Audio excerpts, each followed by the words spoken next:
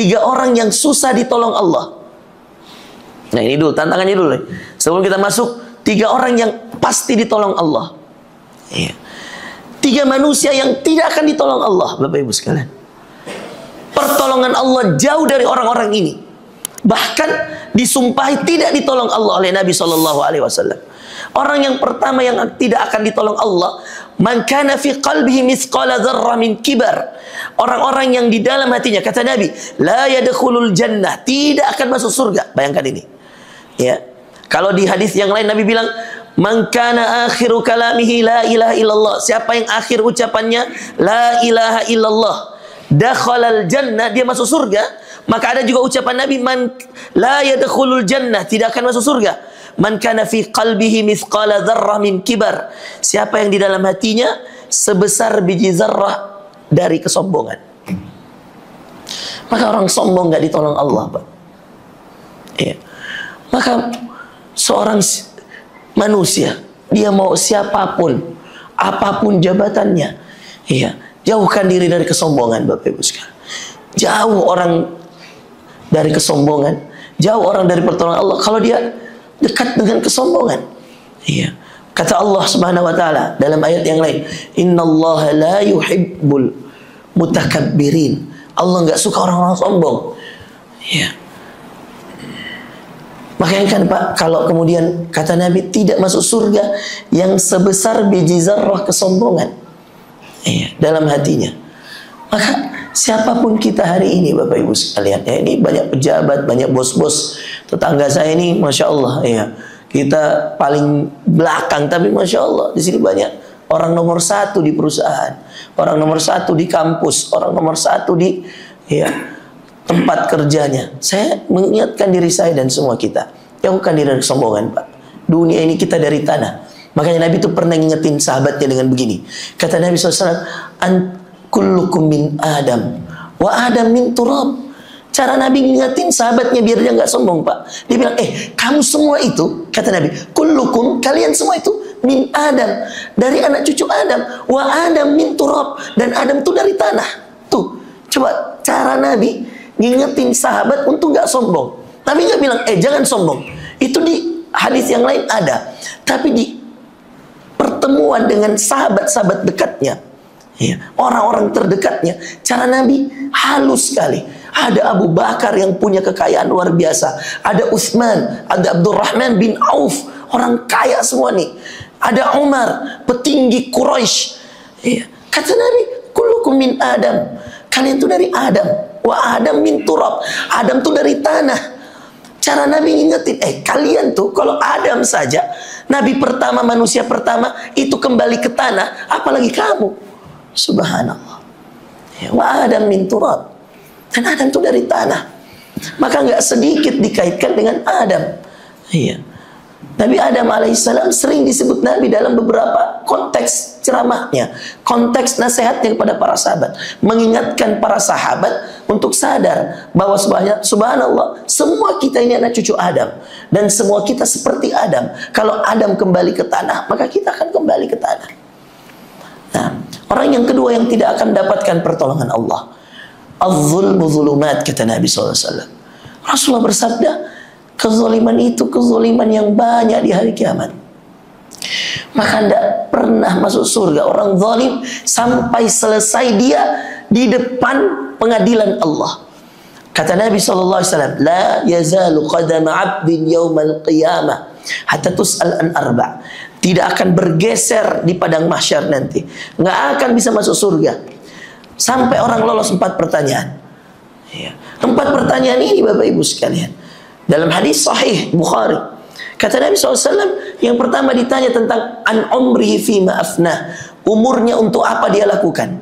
Kalau dalam umur itu ada kezoliman, nggak jadi masuk surga sampai orang yang dizolimi itu datang dan ridho di hari kiamat. Ngeri banget zolim itu, Pak. Iya. Kalau Okta ya dapat fitnah dari siapa, teman-teman yang punya pekerjaan, itu bagian daripada kezaliman. Hadapi dengan ketakwaan. Ya. Tidak ada orang yang kemudian hidup di dunia ini dalam kebenaran kecuali Allah uji dengan fitnah, Allah uji dengan ujian, Allah uji dengan orang-orang yang tidak suka. Nabi Shallallahu Alaihi Wasallam, ya, itu diuji dengan banyak hal. Nanti kita akan baca di ayat yang pertolongan Allah. Ya. Bagaimana Allah Subhanahu Wa Taala menolong orang-orang yang terzolimi. Makanya ada hadis, pernah dengar gak? Da'watul mazlum mustajab. Pernah dengar gak? Doa orang terzolimi, laisa bainahu wa bainallahi hijab. Tidak ada perantaranya antara dia dengan Allah, tidak ada, dibuka oleh Allah. Maka kalau lagi terzolimi itu, manfaatkan banyak doa, sebutkan banyak hajat, ya. Bahkan pada hajat-hajat yang kita anggap susah, di saat dizolimi jangan balas. Nah, rumusnya jangan balas. Kapan dibalas, nggak mustajab lagi doa. Syaratnya itu, Pak. Iya. Bahkan yang bikin lagi lebih mustajab, ketika kita dizolimi dan kita berbuat baik pada orang yang dizolimi. Wah, itu lebih berat lagi. Itulah perbuatan Nabi SAW. Yahudi meludahinya, karena yabsuqu ala nabiyina Muhammad, diludahi oleh Yahudi. Yabsuq itu diludahin. Lalu kemudian ata ila nabi al-khabar, datang kepada Nabi berita bahwa yang meludahinya di tempat itu, yang sering Nabi lewat, itu sakit. Fa'atan Nabi ilaih, maka Nabi mengunjungi, zarahu wa'adahu maridan, dia datang dan kunjungi dalam keadaan dia sakit, Yahudi itu. Lalu Yahudi ini mengatakan, yang menyuruh saya meludahimu tidak menjenguk saya, dan yang saya ludahi menjenguk saya. Asyhadu an la ilaha illallah wa annaka rasulullah. Kata Yahudi ini, yang menjenguk, yang menyuruh saya meludahimu, menyuruh saya berbuat zalim, itu tidak menjenguk saya. Ya. Dan engkau yang saya ludahi, kamu datang menjenguk saya, wahai Muhammad. Saya bersaksi tidak Tuhan selain Allah, dan saya bersaksi kau ini utusan Allah. Nah, itulah orang yang terzalimi adalah orang-orang yang mustajab doanya. Tapi ingat, kalau sebaliknya Anda termasuk orang yang menzalimi, nggak akan masuk surga. Sampai lewat 4 hal. Umurnya untuk apa? Masa mudanya untuk apa? Ilmunya, hartanya. 4 hal. Kalau harta ditanya dari mana dan untuk apa? Maka para pengusaha, ittaqullah, ya. Dipastikan tuh Bram, ya, di operasional, pastikan baik-baik. 1 rupiah pun kalau bukan hak kita, geser. Maka ada sistem, Pak, begini. Dalam dunia usaha, ini saya praktekkan di travel saya praktekkan di Mufid, warung kopi saya praktekkan di sekolah saya. Kalau hasil penghitungan, lalu kemudian ada dari penjualan, setelah penjualan kemudian ada keuntungan, lalu ada dana syubhat. Dana syubhat ini dana nggak tahu dari mana. Barang sudah keluar, dihitung baik-baik, tiba-tiba ada uang yang kita nggak tahu. Padahal bukan uang barang, bukan, ini ada uang nih, jangan pakai. Ya. Saya selalu bilang sama anak-anak dari travel misalkan, Ustaz, ini uang jamaah, ini keuntungan, terus ada ini Ustaz, dana-dana seperti ini, kasih siapa Ustaz? Saya jangan kasih siapa-siapa, jangan kasih ke saya, jangan kasih ke mutawif, karena sudah semua ada gajinya, semua sudah ada jatahnya. Ini dana apa Ustaz? Saya bilang, ini dana diabadikan untuk masyarakat sekitar, ini dana diberikan untuk orang-orang sekitar. Saya katakan, sedekahkan, iya. Jangan kasih kepada yang bukan haknya. Lebih baik kita menghindari 1 rupiah, iya, yang bisa menjadi darah daging yang haram dalam tubuh kita, daripada kita memasukkan hal-hal yang kita, siapa yang punya, ya, ini bukan jatah saya. Oh, saya sebagai direktur di travel, oh, bukan jatah saya ini, jangan kasih ke saya. Ustaz, buat Ustaz saya. Oh, saya tidak mau. Iya. Apalagi kalau umroh akbar, itu 120 orang yang bayar. Iya. Belum ada yang begini, ada yang bayarnya di, ya kawan, pelunasannya last minute. Kadang-kadang ketika dihitung, setelah penghitungan, keuntungan sudah ada. Ada dana ini Ustaz. Uang apa ini? Saya bilang, uang apa ini? Iya, dicek. Iya. Begitu juga di butik biasanya. Kita ada bazar misalnya. Kemudian setelah bazar itu, ada kok dana.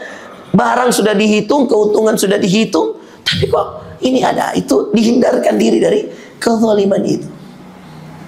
Iya. Nah, kemudian yang terakhir teman-teman. Nah, ini juga Masya Allah, susah mendapatkan pertolongan Allah. Selain orang sombong, orang zalim, ada orang yang ketiga yang tidak akan ditolong Allah. Dan orang ini teman-teman, yang kategori yang ketiga ini, ketika kemudian dia menjadi orang yang melakukan perbuatan yang ketiga ini, maka kemudian Allah Subhanahu wa taala akan uji dia dengan ujian yang berat. Apa Ustaz? orang-orang yang selalu menjadi pengadu domba. Ya. Yamshi bin namam. Nabi pernah lihat pada penghuni neraka. Lalu kemudian melihat pada penghuni kubur yang disiksa. Lalu Nabi tanya, ini hadis Bukhari, hadis sahih. Kenapa dia dihukum? Ya, hukumannya besar sekali. Ya. Kata malaikat di sana, kana yamshi bin namimah. Dulu waktu dia hidup, dia suka mengadu domba antar saudaranya. Orang yang suka memprovokasi antara seseorang dengan orang lain, mengadu domba. Ya. Bahkan Nabi bilang, ketika bertanya pada seorang yang paling berat siksa kuburnya, Nabi bilang, kenapa dia? Dua, la yastabri minal baul wa kana yamshi bin namimah. Kata Nabi SAW, kenapa dia begitu berat siksa kuburnya? Dua, kalau dia kencing, dia tidak bersihkan baik-baik kemaluannya. Yang kedua, ketika dia hidup, dia sering jadi provokator. Provokator untuk mengadu domba antar saudaranya.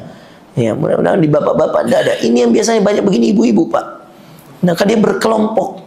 Ya. Itu kenapa kalau saya isi majelis taklim, kadang-kadang saya heran. Iya. Saya isi majelis taklim, ibu ini tuh beda jilbabnya dari ibu ini. Padahal dia bilang satu majelis taklim. Setelah saya selesai, saya tanyalah, Bu, kenapa beda jilbab tak? Dia bilang ada dualisme, Ustaz. Lentongi kelompoknya dia. Padahal satu nama majelis, satu nama majelis taklim. Tapi kelompok ini tidak suka dipimpin oleh ibu ini. Maka kelihatan dari jilbabnya. Kalau bapak-bapak kan susah kita begitu, Pak. Tapi kalau ibu-ibu ada betulan itu begitu. Saya diundang majelis taklim nih. Wah, heran saya. Biasanya majelis taklim seragam sekalian. Dan ini cara bentuk kelompoknya aneh. Biasanya orang Pak duduk rapi bersoft-soft. Ini tidak. Dua soft begini terpisah. Masing-masing dengan seragamnya. Tapi satu majelis taklim. Saya kira dia punya dua seragam. Mau dia tunjukkan ke saya. Saya tanyalah di akhir. Bu, apa yang kok seragamnya beda? Oh, ada dualisme, Ustaz. Ibu yang tadi yang undang itu, itulah kelompok kita, Ustaz. Yang satu itu yang kudeta. Iya. Saya bilang, oh gitu kah? Oh iya. Di ibu-ibu, bayangkan Pak, majelis taklim ada kudeta coba. Iya. Di kita ini tidak ada di kudeta. Ada kudeta. Masya Allah. Masya Allah. Orang-orang pengadu domba ini, Masya Allah. Na'udzubillah bidzalik.